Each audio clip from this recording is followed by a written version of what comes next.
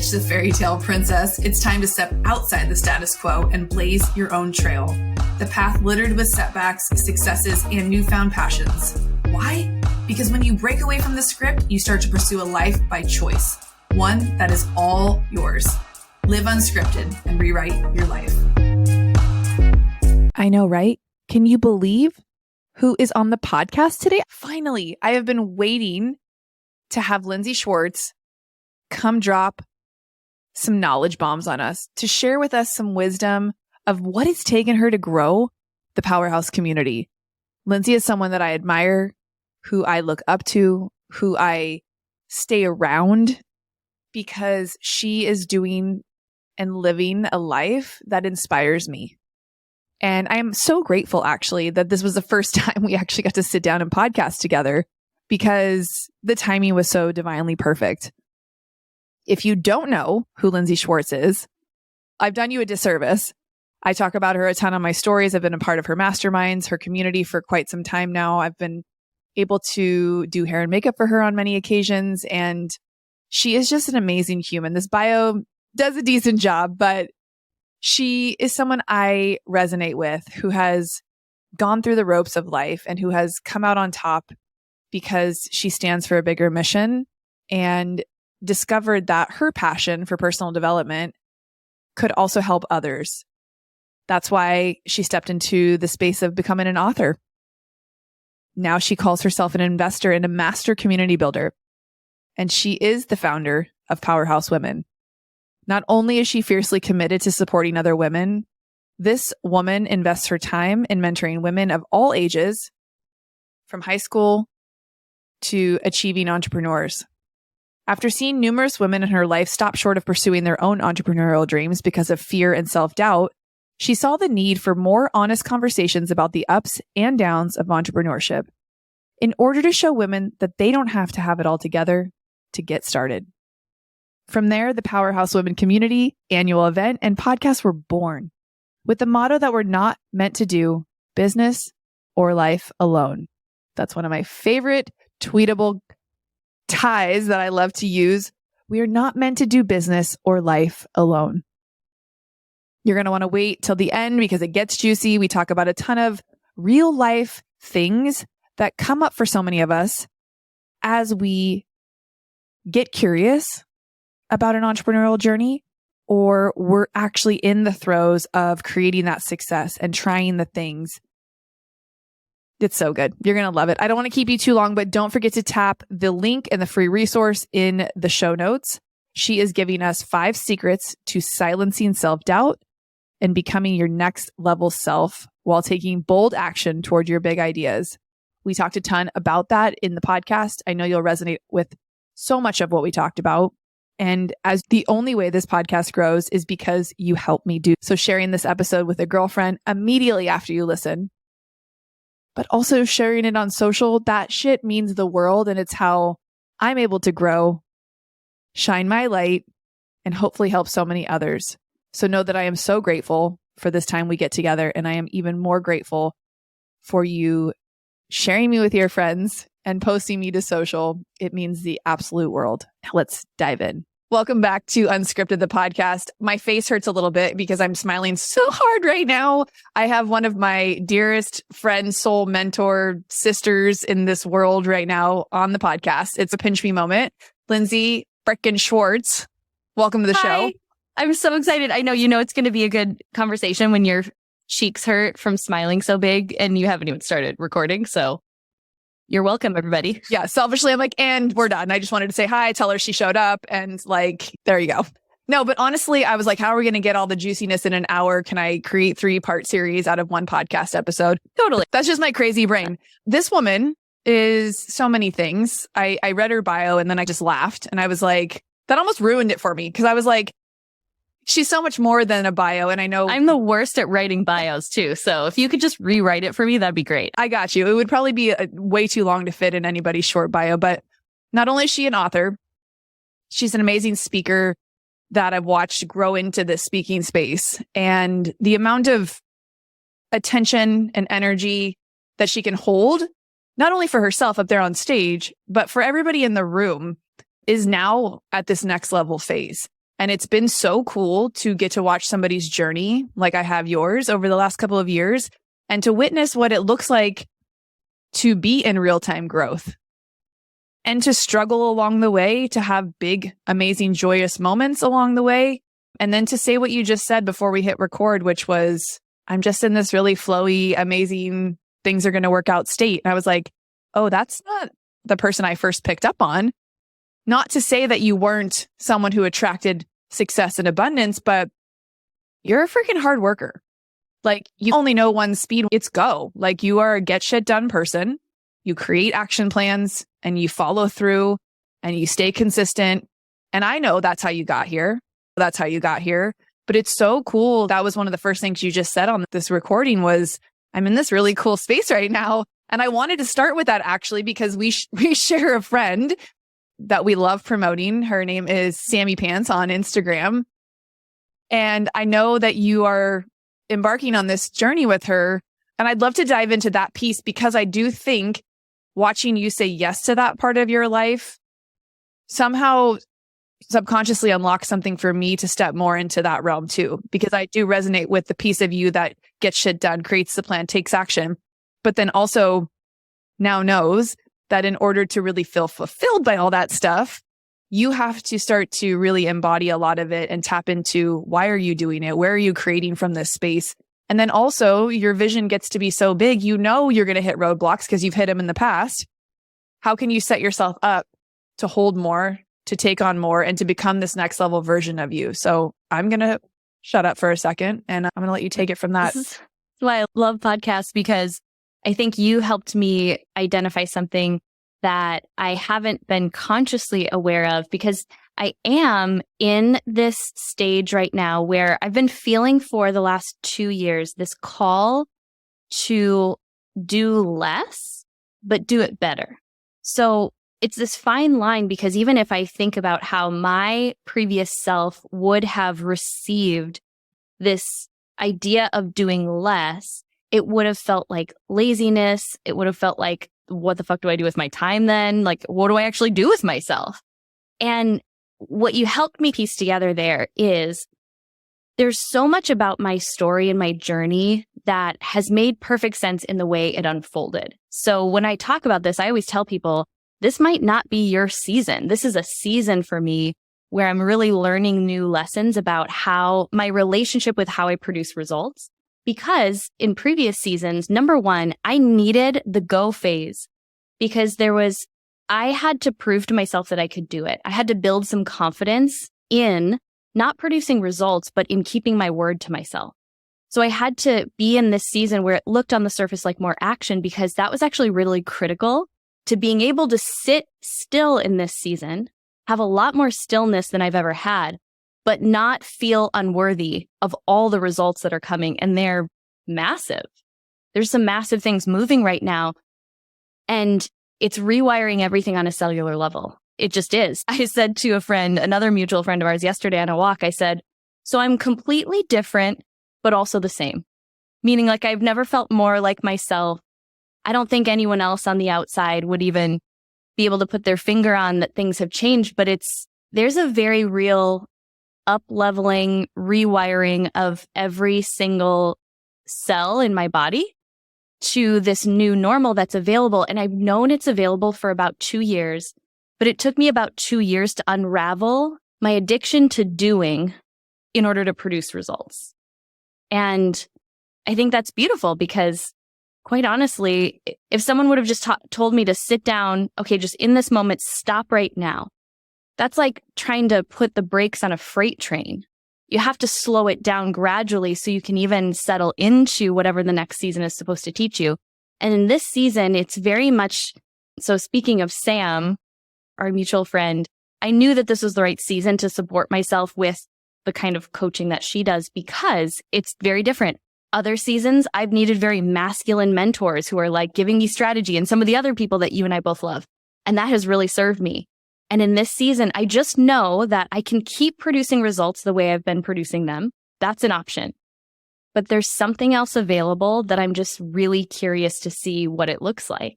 And to get there, so I'm getting to the part where I'm getting some confirmation that this is the right path. But let me tell you, because this would be really juicy to dig into, what it took to even get to this part where I'm getting we're talking glimmers, like the teeniest little validation that this is working, if we want to talk it like in that term. It's producing the result I wanted. I've had to sit in the lesson of what it actually feels like to cultivate certainty in myself, even when the results are not anywhere near what I think I want. I have a completely different relationship to money. I have completely altered my views on faith. I have a completely different relationship to what actually produces results. And it's been a very well-earned lesson because I've sat through what was the least comfortable thing for me to do, which was nothing.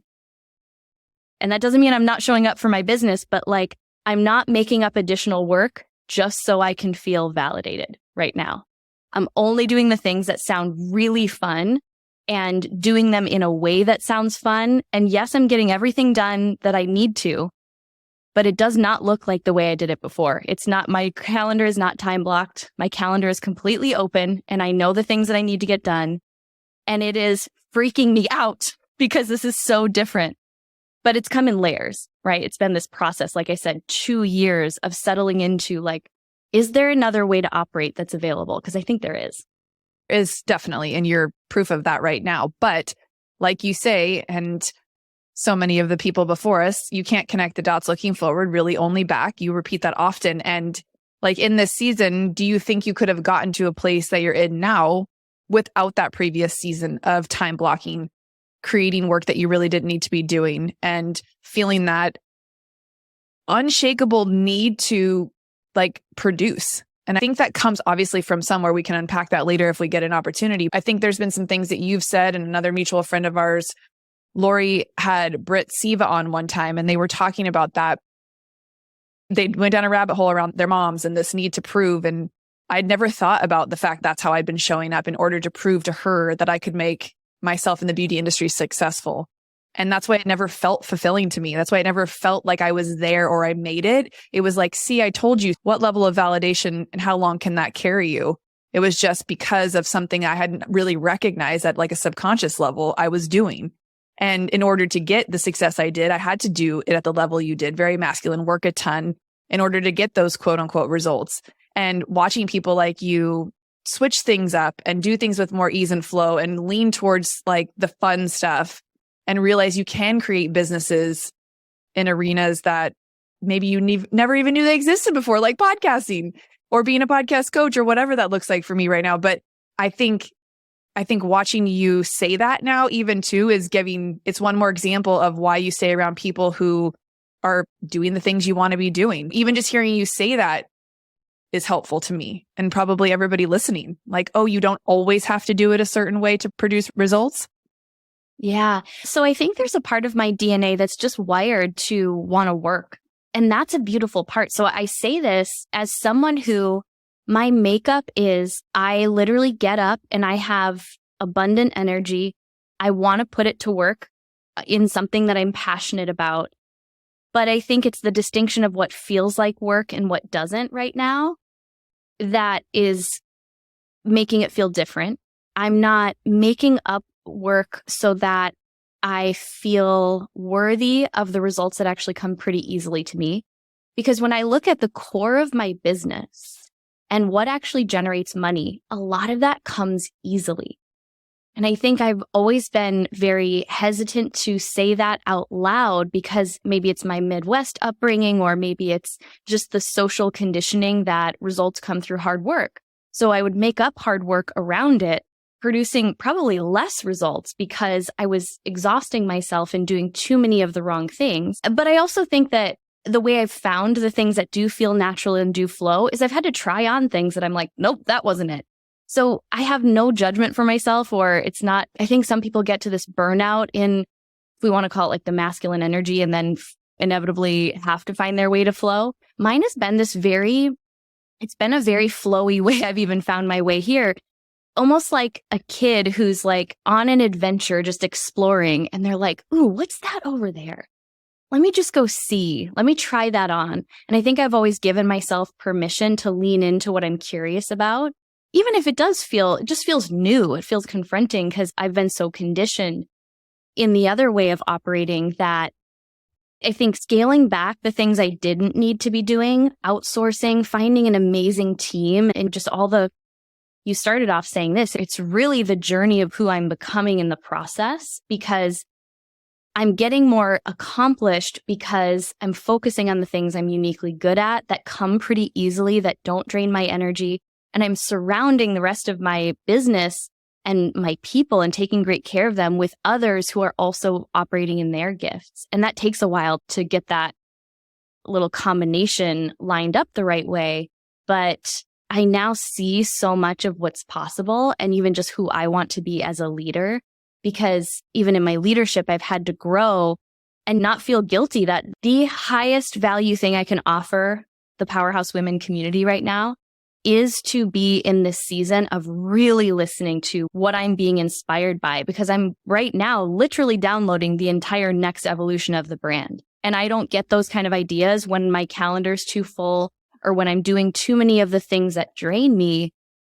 But it's taken a while to get to the point of realizing that the most productive thing I can do sometimes is to just sit still. And if I don't have something that's really pulling me and saying, "Ooh, come work on this," it's to just trust that I'm supposed to sit and wait in like the next intuition for where to act. And that is very much that's not the way that we're taught to operate. So I'm still finding my way in the middle of it, but I'm finding that I'm actually getting more done. So in terms of, this doesn't mean I'm just sitting around just meditating all day.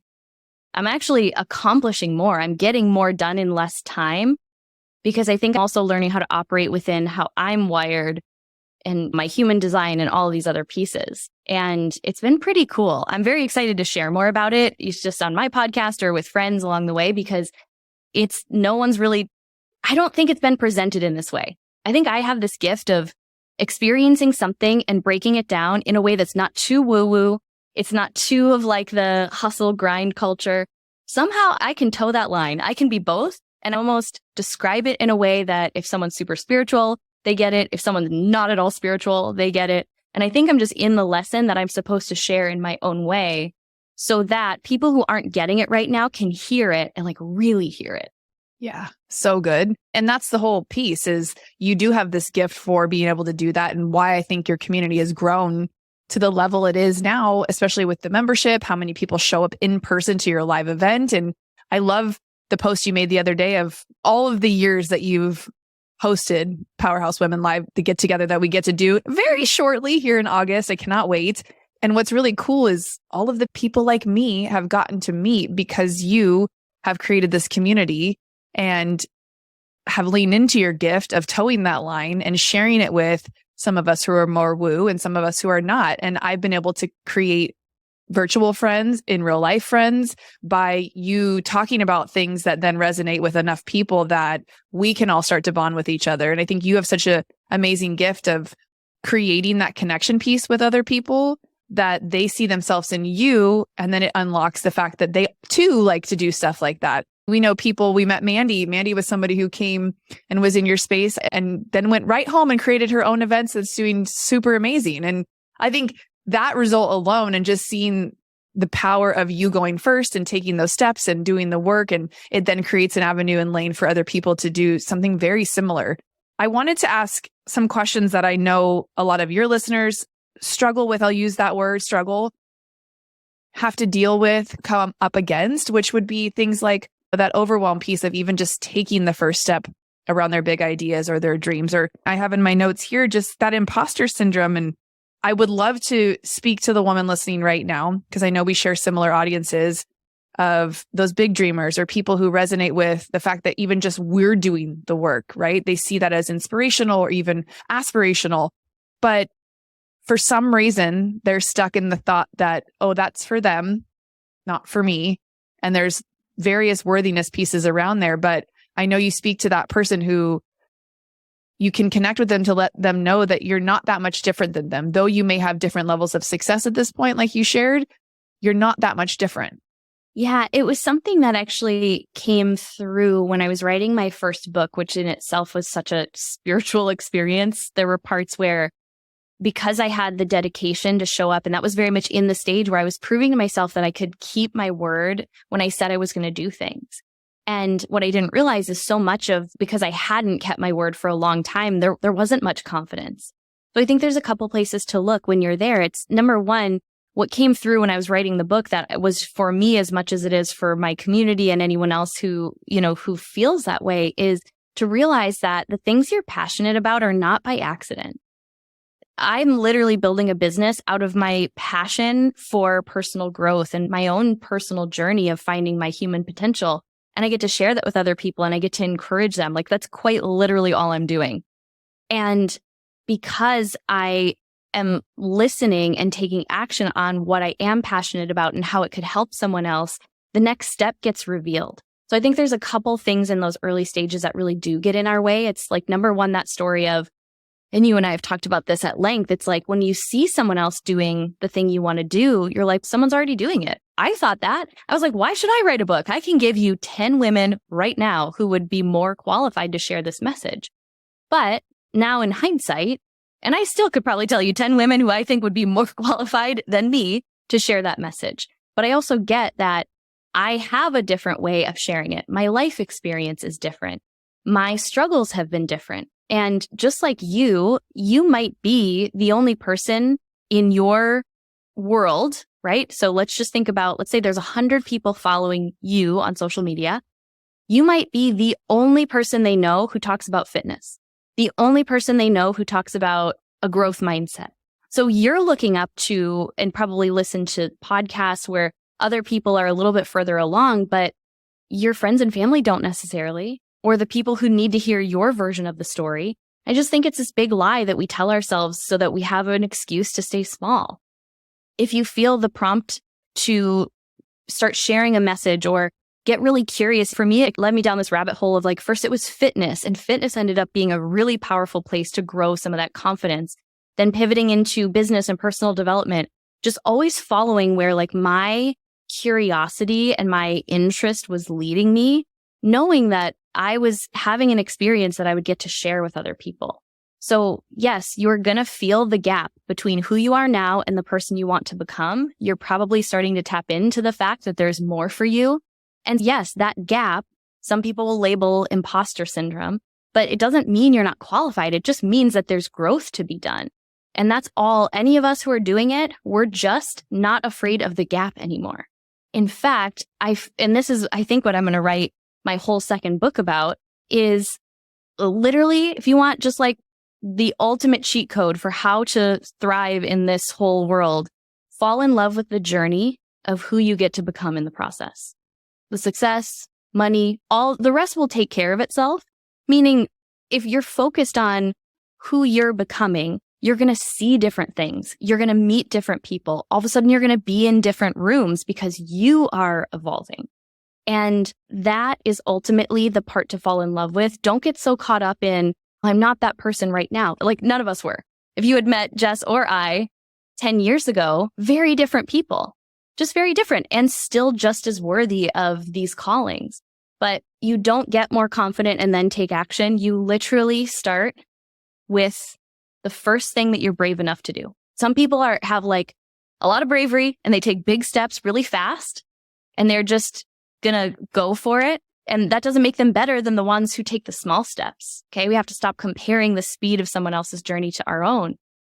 But we're all moving forward if we're doing those things. So I think it's just falling in love with that journey of who you're becoming in the process, knowing that's ultimately even why that little hint of an idea was planted inside you. It's to help someone else, yes, but it's to set you on the path of becoming who you're meant to become.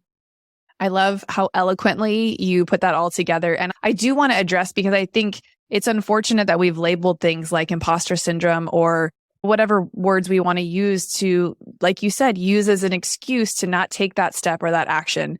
And you're human if you feel like what you want to do has already been done. And guess what? It already has. And that's actually a really powerful thing that you can pull from and learn from. And I don't think you'd have a community at all if you had a room filled with people who didn't want to do things that each other were doing. That's what makes the community so strong, is they have so many similar baseline dreams and goals. Though they're very different all across the board in what they do, how they show up, what they want to put out into the world, they have that innate calling for something more, to see what they're built of, what they could actually create in the world. They're done staying stuck or small or not participating in the future of their life or who they could become in the process.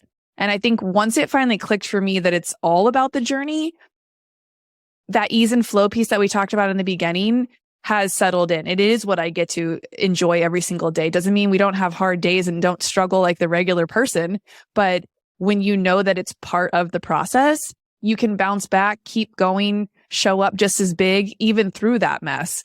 And for me, I'm like, I don't even actually care what the end goal is now. It's the vision of how I want to feel, the life I want to live, more so than what I want to have, if you will. So the journey piece has been actually each and every day gets to be that. And you get to enjoy it in real time versus, oh, I'll be happy then, or I'll enjoy it when this happens. It's like, no, I get to enjoy everything that has already happened, good and bad, and all the lessons, right? Because without those lessons and without those challenges, you couldn't appreciate the good days and the things that are going right, or the results you are getting to have that you wanted or craved or worked so hard to see. But if you listen to this show, I fully, truly believe and back everything she said around action creates that clarity, which then gives you the confidence. And I think the people I've seen take massive action and take that first step quicker, like you shared just a moment ago, are just pulling from a past version of themselves that was able to step up and do that. So they have some confident bucket to pull from. It may not be in what they're doing now, but it's in something else. So they're like, I was able to do that when I didn't think I could. So if there's any piece of you that feels confident around any particular part of your life, like Lindsay and I both talk about that a ton, of like, go back to that moment and realize what was once scary and hard. For me, it's motherhood, like having a baby. It didn't come with a book. I heard scary stories. I heard great stories, and I had my whole complete own journey with it. And it was only ever in the comparison of other people's journey that I had a shitty day, or it was ruined in the moment, or I felt like I wasn't doing a good enough job, or insert anything negative. And once I realized that I got to show up however I wanted and be the parent I wanted to be in that, then everything became easier, even on the hard days. And business is no different, right? Because what you're dreaming up in your vision is, there's no blueprint. And that's why I think as much strategy and coaching is out there, your Powerhouse Community Builders Mastermind was such a visceral, real, in time, like calling of that. We sat in that room with a playbook ready to learn how to build strong community. And I think we opened it twice in 4 days. Yep. Yeah. I feel like that's been part of the cool part of this season too. And I want to underline something you said about having the opposite experience, having that contrast is such a beautiful thing. I wouldn't know that it feels so much more aligned to operate the way I'm operating now if I didn't have the contrast of knowing what it felt to operate a different way. So it's never a bad thing. This is why I'm so grateful for that version of myself. So grateful. And that was very authentic to the season I was in then. But part of this has been being willing to, I always love to go in with a plan, because I think that gives me confidence to know that I've been very thoughtful about something that I'm creating. And I am the first one to throw the plan out the door or allow it to evolve, because, and part of this too is understanding my genetic makeup and how I'm wired. My content even comes alive when it's in conversation with someone else, when it's being delivered to a group and I'm feeling what the group needs. It's why when I even host an event or go and speak at someone else's event, I have an idea of what I'm going to say, but I don't know fully what I'm going to say until I step on a stage. And I just trust that, because it always comes. It never lets me down. But the first couple times felt a little scary. Definitely. I love it. And good. Thank you for keeping it real. I feel like people who see that you are this episode are going to want to know the steps and the framework that it took to build what we all now know as Powerhouse Women. I know it started with an idea and the title of the book and has evolved into so much more than that. So Can you piece that together a little bit for anyone who maybe is brand new to listening to you or doesn't possibly know you, which I don't know how you know me and not Lindsay, but there's a chance, and see why and where I draw so much inspiration and stay connected to her with? Yeah. And I will. I love to share about the journey and the pieces that if you're just looking at the outward version of it, you don't necessarily see. But I'll say this. Most people will ask, how'd you do it? Almost no one asks, who did you have to become? Because quite honestly, I knew what the next step was because I was very much in the becoming journey. And the way that transpired, my first business was in health and fitness. Like I said, I was in the network marketing industry. I loved that industry. I think there were so many beautiful things that I learned about myself and about what I was capable of and the kind of people I wanted to be around. And there was this point where about 6 or 7 years in, I just really started to feel restless. And I couldn't at the time figure out why, couldn't connect those dots until now looking back. What I can see is I was living a life where, like I said, I think I'm starting to become more vocal about the fact that there are certain things that just have always come very easy to me. And the tricky thing about that, anyone else who's wired that way, or you have some natural gifts and you realize that we can produce some pretty epic results and not ever have to get very uncomfortable. And that was me. And I was very much operating within this realm of, I would say maybe 60 to 70% of whatever my full potential is. And it produced results. And that was the tricky part, because you think that the results are what's going to make you happy or make you feel worthy. And then you get there and you're like, gosh, why don't I feel fulfilled by this? And it was really eating away at me. And now what I can see is that you can't ignore that. Once you tap into that knowledge that there's more for you, there's just another level for you to unlock. It's just your indication that there's some untapped potential. You can't put that genie back in the bottle. Like, you can't go back to unknowing that. It's like when you do personal development 101 and you're like, shit, I can't blame my problems on anyone else anymore. Because life was a lot easier when I could just make it everybody else's fault. But okay. And it led me down this path of kind of self-discovery. And I remember having this thought. I was like, I love personal development. So why don't I turn back to what I know? And my goal in 2016, I still have the document saved on my computer. I was going to read a book a week. That was my goal. And I created this list of the books I was going to read and made it through 1 week into 2016. And I'm on Facebook and I see this post by an acquaintance and it said something about a writing workshop she was going to do. And I literally have the screenshot saved on my computer. I look at it all the time. And it was January 10th, 2016 at 7:50 p.m. I sent her this message that literally said, send me details about this writing workshop. I don't even know why I'm asking, but something inside said, hey, you should do that. Now, I had a lot of evidence. I was not a writer. No goal list of mine said you should write a book. Nothing, did not even interest me in the slightest. But I think we do get these intuitive hits of hey, lean into that. Look into that. Just see what it's about. And that ultimately led to the short version of it is me joining this writing workshop, me saying yes to writing a book. No idea where it was going to lead. I think now looking back, I think the higher consciousness part of me knew that I needed a big challenge. I needed to prove to myself I could do something that I did not think, not just that I didn't think I had any business doing. I had evidence, I had receipts. And I know you know this story. One of the receipts I had for how unqualified I was is I had this cute little health and fitness blog for 3 years. And I published 1 article per year, because I was so petrified of putting myself out there and being judged and criticized and having it not be perfect, blah, blah, blah. And so I had all this evidence for why I was not the person to do that. But what happened in that phone conversation that changed the trajectory of where my focus was, where my business went. So I took a phone call to learn about this program. It ended up being with someone I knew, not well, but I knew the woman who was one of the organizers. And she said, Lindsay, this could be great to establish yourself as an expert, really build your brand in health and fitness. And I do not know what came over me. It was almost like in the movie Old School where Will Ferrell is in the debate and he's like, I blacked out. What happened?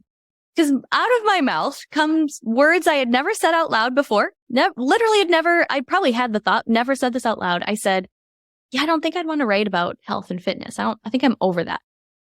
And I think was just as shocked as I was. Imagine watching someone build a brand for 7 years and they're like, yeah, I don't want to do that anymore. It'd be like today if I were like, yeah, I'm going to go, you know what I'm going to do? I'm going to become a backup hip hop dancer.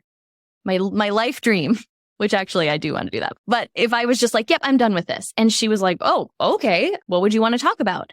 And this was the part where I was like, where did that come from? Because what I said to her on the phone was, when in network marketing, a big part of it is talking to other people about their big dreams. And I have all these conversations that are intended to see if what I'm up to is a fit for these other people. And almost every conversation goes something like this. I'm sharing what I'm up to. They're like, Lindsay, I am so inspired by you. It is so cool. Like watching you build this business, leave your job, speak and travel and do all this. So inspiring and definitely makes me realize there's more for me. Now, I don't think what you're doing is what I want to do. And I'd be like, yeah, forget that. What do you want to do? This is why I never was super extra tippy top successful in network marketing. So I was like, yeah, fuck that. Tell me more about this idea you have. And they would pour their heart out. They would share with me these ideas and inspirations and these products they wanted to create or they wanted to speak. And they would light up. When you watch someone light up when they talk about something, and I'm like, oh yeah, that for sure, that's your thing. Whatever just happened within you when you shared that. And I'd be like, great, how's that going? How can I help you? And without fail, almost every single time, it would be a version of, I'm not quite ready, or I don't really know about that. I'm not a speaker, or like, who's going to listen to me? And they would just share the reasons why they didn't think they were qualified. And every single time, I just sit back and I'd be like, hold on, time out. Didn't anyone tell you that? Yeah, we all feel that way. Anyone you're looking up to right now, like every single person. Yeah, even Oprah. Yeah, she probably felt like a total imposter when she first started. Yeah, that's not the reason you don't do that thing. That's literally your sign that it's going to grow you. Yes, back to the imposter syndrome conversation, but you're excited about that thing for a reason. Like, let's go. What's going on here? And I said to her, I think we need to have more honest conversations about what that journey really looks like.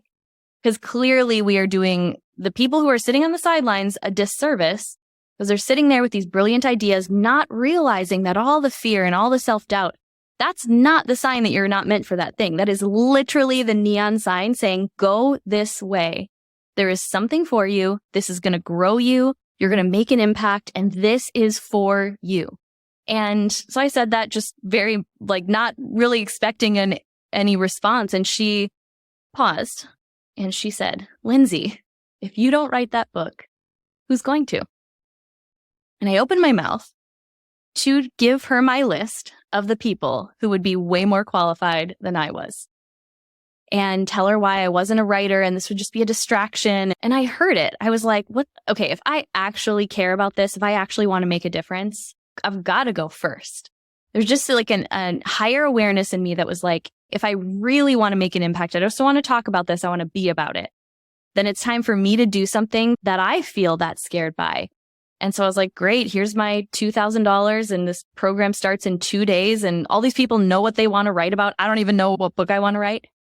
And that book changed everything, literally changed everything because it never was supposed to turn into a community or a brand or anything. And I share it that way to say, you're missing right now the first breadcrumb on the path. You're probably downplaying it because it looks too small and like, oh, that's insignificant. Like that's not going to get anywhere. I was a nobody who decided to write a book and self-publish it. And then there was a damn typo on the cover. There's all these other stories for I could have easily used any of these moments as a reason to stop. And imagine, you know me pretty well. Imagine if I stopped. What would I even be doing right now?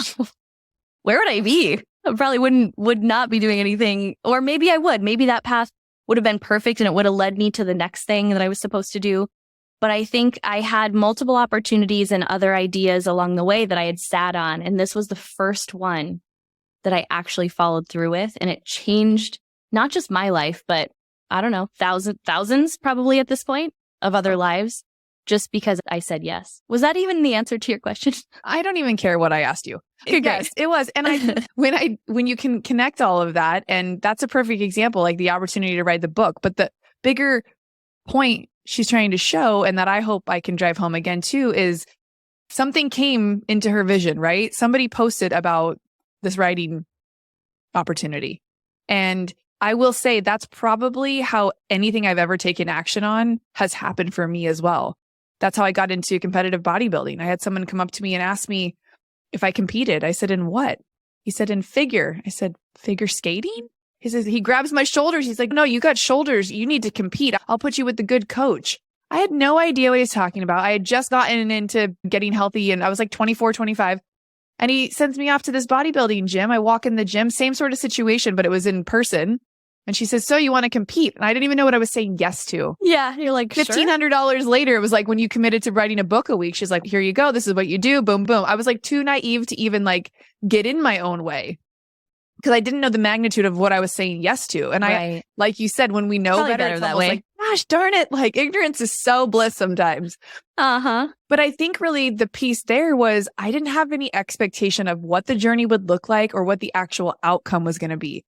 I just knew that I had just put money down at a significant level for myself for the first time for me, like an investment in me to be called to show up, to take action, and to have a real goal solidified with an actual coach. And looking back now, I never even thought of her as like a coach / mentor. Obviously, she was a trainer, but she was one of my first investments, if you will, in creating that level of confidence that I pulled from for a lot of other things in the future. Deciding that you're going to get on stage in a sparkly bikini and show how, like, just based off of what you look like, how much more can you, it's like when people decide they want to be rappers or musicians, they go put themselves at improv clubs to like just rip the Band-Aid off.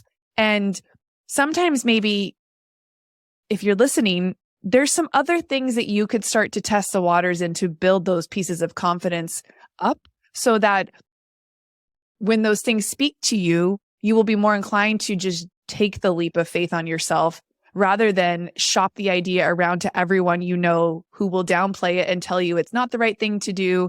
And that's one of the things I love about this community and what you've built and the people I know that exist in it. It's where I go to tap back into the belief I already have in myself, but sometimes it gets buried in there with confusion and comparison and real life and all the other shit. But because I know to stay close to this community and to tap into the resources when I need it, like the Girl Gang membership is there every single month. And just your podcast too. If I feel like I need that, I have it. It's right there. It's a free resource. And I know it's why you do what you do. And the book's an easy entry to learn more about chasing your big ideas and going for it. But to who is listening right now, no matter what you're doing, just stop for a second. Just stop. If you take anything away, just know that you can tap into those pieces of confidence whenever you decide to. We are all equipped with an endless cart of excuses that we can pull from at any given time. Maybe the cart of confidence has just a few less things in it, or maybe one or two pieces.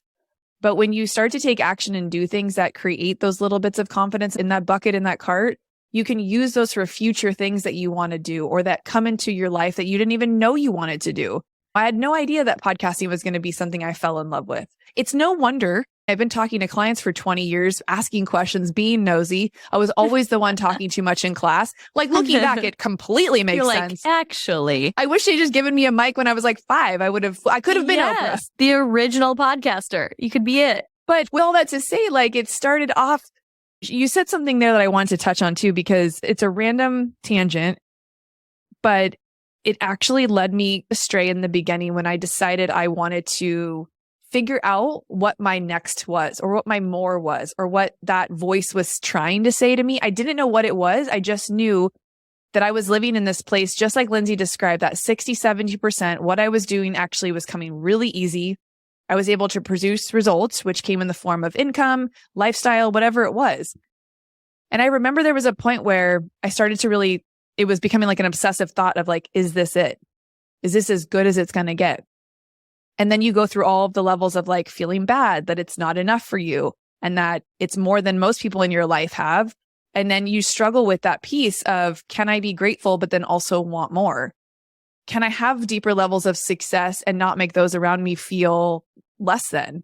And so if you're that person in your circle, this is where communities like Powerhouse are so important and why you need to lean on rooms like this in order to know that it's okay if you don't fit in where you're currently at anymore. There's a place for you. And I think that's the biggest piece, is when we can constantly know that like we have a place to go to tap into that belief, it then creates the behaviors, and then everything comes afterwards, right? Because I think sometimes we have to have some behaviors that we start mimicking after other people before we actually believe in them. And that's why when I watch other people go first, I'm like, fuck it, I'll try that. And if it doesn't pan out, if it doesn't work out the way I thought it was, no harm. At least I know I can die saying I never didn't try something. I never didn't put myself out there. And I think at the end of the day, we never know how long we have. And that's one thing that I do know that is a core like memory belief. I don't know where it came from, but I never want to wake up and say, I wish I would have done that. I'm definitely going to be the person that says, oh yeah, I tried that and that and that and that. And that's how I got here. And I used to get a lot of shit for that. And I know I speak to a lot of multi-passionate people who have a hard time following what that nudge is for that big idea or that vision or whatever, because they have so many of them. Like they're so overwhelming to the point that they then don't take any action or think that they have to pick one thing in order to start. So what would you say to the person who is multi-passionate, who feels like everything we're saying is resonating with them? How do they tap into that strength to take action around taking any action? Yeah, I actually just did a podcast on this because this is something that comes up a ton. And I think there's a couple of answers to it. Number one, realize that not everything is supposed to be a business. I joked about wanting to be a backup hip hop dancer. I am really leaning back into my love of dance and taking dance class once a week. I don't even post it on Instagram mostly because it's literally just for me. So being multi-passionate doesn't mean you're supposed to make every single one of those a business. Not every single one is a viable business. But if you're in the place where you really aren't sure where you want to start and there's a bunch of things you want to do and maybe they're all different or they could all be connected, there was a season in my business, I lovingly call it my buffet year. And a buffet year is quite literally just the commitment to give yourself permission to try on a lot of different things in whether it's a year, 6-month period, a 3-month period, with the intention of the moment you realize, okay, that's probably not a viable either business, that's not scalable, that's not something I actually am lit up by, you as quickly and as responsibly as possible, you exit it. You exit stage left, right? Now, I say responsibly because if let's say you take on coaching clients and you're like, I hate coaching, and don't just drop those people and not refund them, right? Find a way to exit stage left in a responsible way, taking great care of people. But in 2019, I was in that place where I had so many ideas for what the brand could become. And I let myself try them all on. We did events in other cities. We did the very first version of our membership, which I ended up after 1 full year closing because I realized I didn't have the team in place yet to grow it in the way I wanted to. And I allowed myself time to try on different things. So if you imagine you're at a buffet, and what's cool about a buffet is most of them, you can try all these different types of food.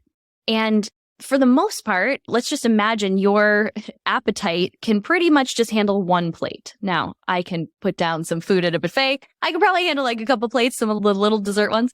But let's just use one plate as an analogy to say like you only have so much room on the plate. So you're going to load it up with all the things you want to try. But the moment I take a bite of something and I'm like, ooh, that's not my fave, I'm going to not eat the rest of that so I can make room for more of what I want to do. And doing that and not listening to the conventional wisdom of like, you got to narrow down your niche before you get started. I think that's actually leaving a lot of people paralyzed because the way I found my focus, and even still, we tried this on a little bit. If I want to do something, I'll figure out like a way to test pilot it in a way that I can get some clarity before I would roll it out on a bigger scale.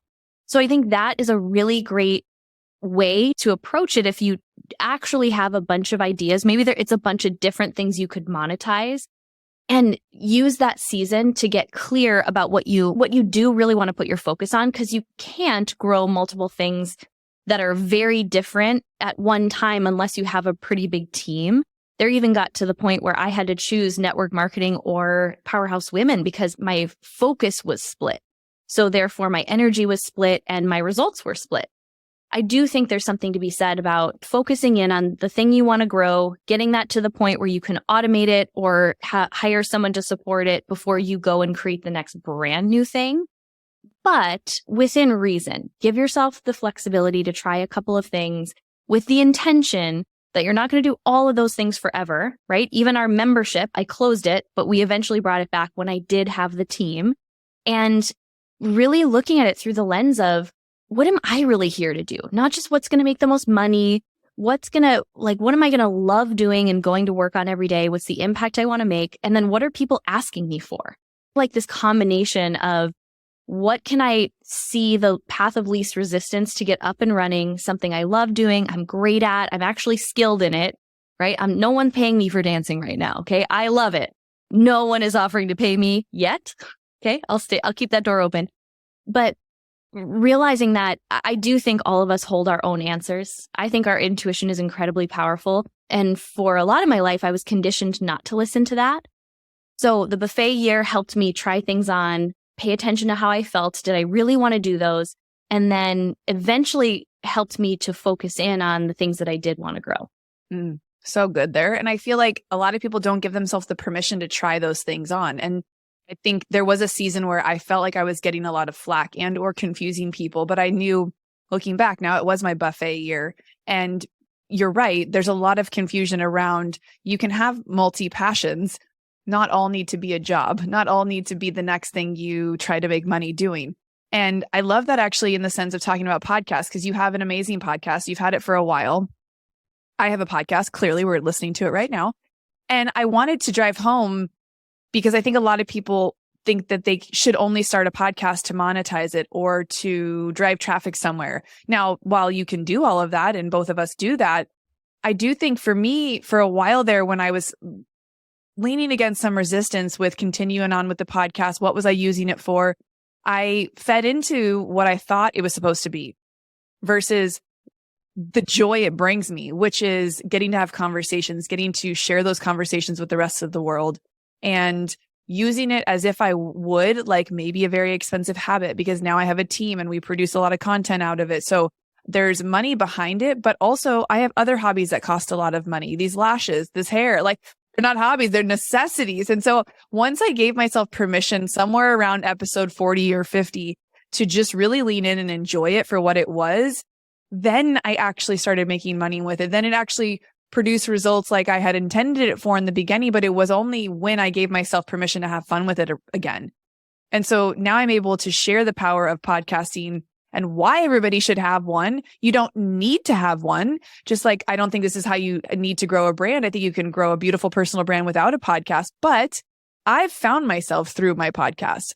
I found my voice. I found my style of maybe interviewing. I found my way to connect with other people by what's resonating, what's not. And it's been a very therapeutic place for me to work through the things I know so many people who maybe follow me on social media already are currently going through because they're talking to me about it in the DMs.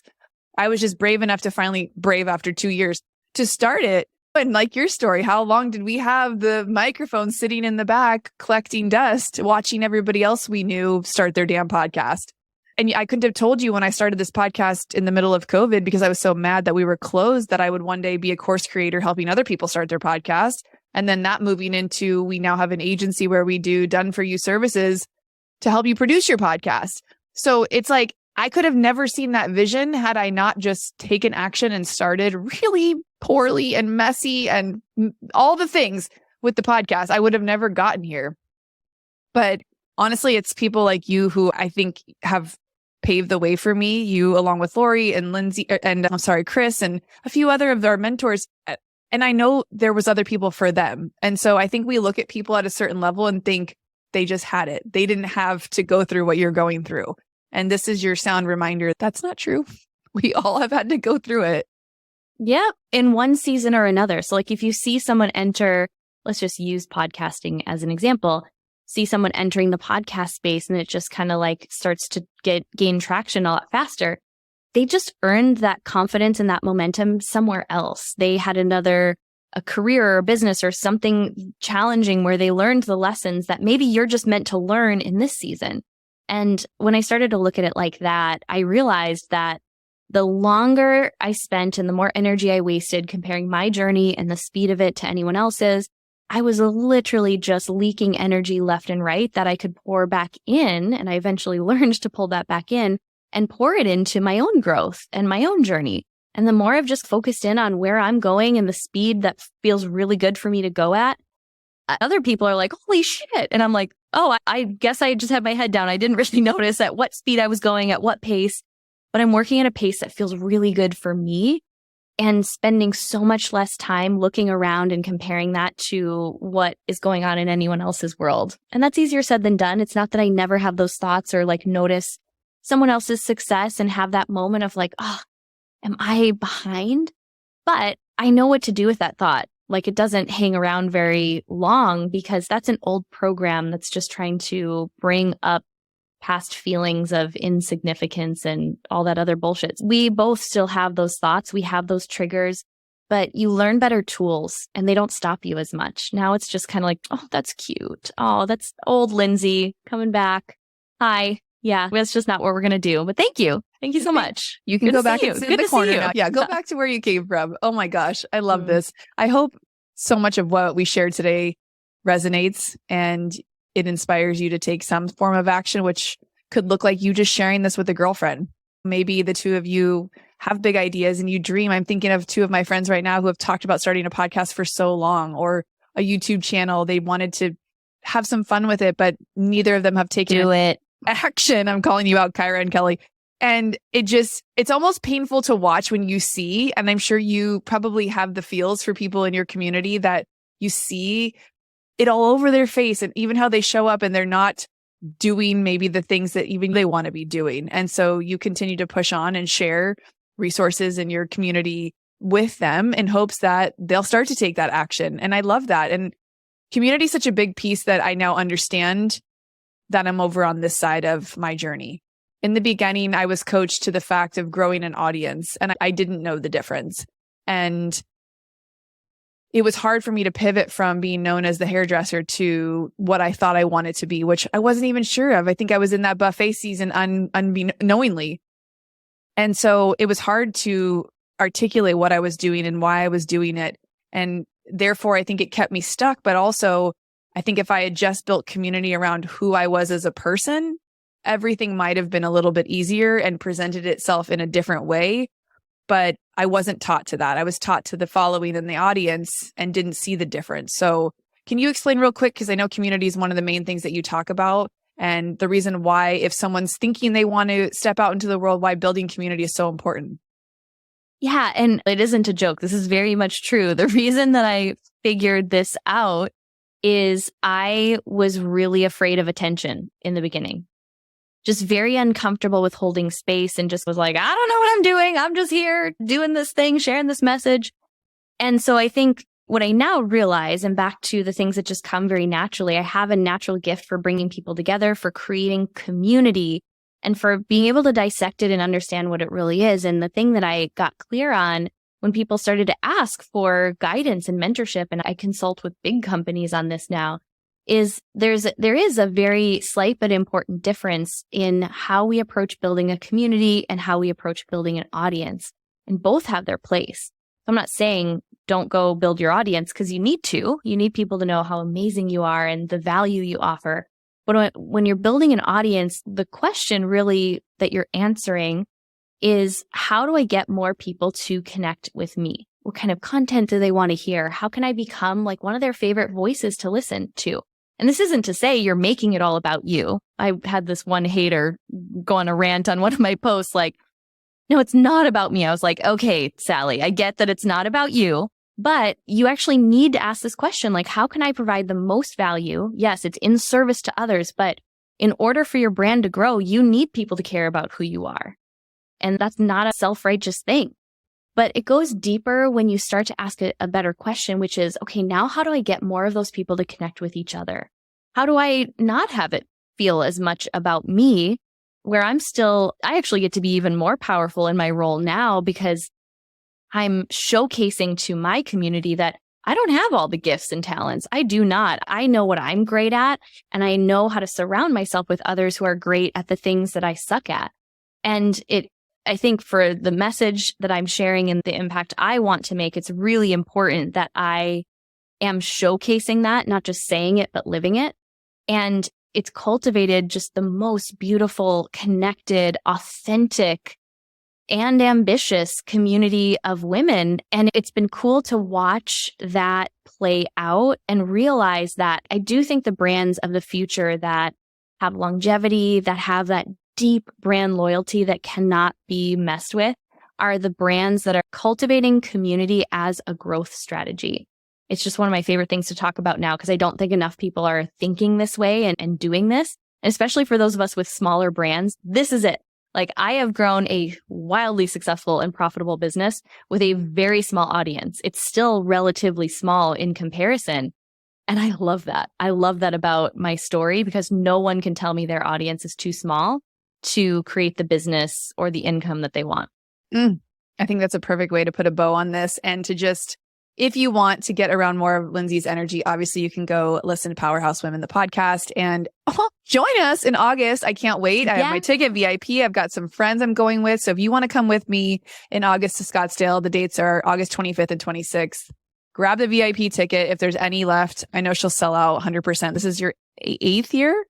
This is our seventh event in 6 years. Yeah. Wow. Yes. Mm-hmm. You don't want to miss it. If this is speaking to you and you are feeling called that maybe you don't have the community around you that you're seeking and you just know, I promise this energy will leave you feeling like you can do anything and you will walk away with clarity around your next step. Maybe not the biggest vision, but it will definitely connect you to that next right step and or the next right person you need to lock arms with. Because for me, that's what's really been the catalyst to movement. And I want that for you guys listening. So if this resonated, you all know, please share it with somebody who maybe you want to invite with you and you two can come together. You can wear your own matching Girl Gang jackets. Yes. Matching outfits, matching pajamas for the Friday night kickoff party are all definitely encouraged. And it really is. It's the place to find your community. If you're lacking that, I'm going to put about 600 to 700 women in a room who want to connect. And you've got to do your part and show up.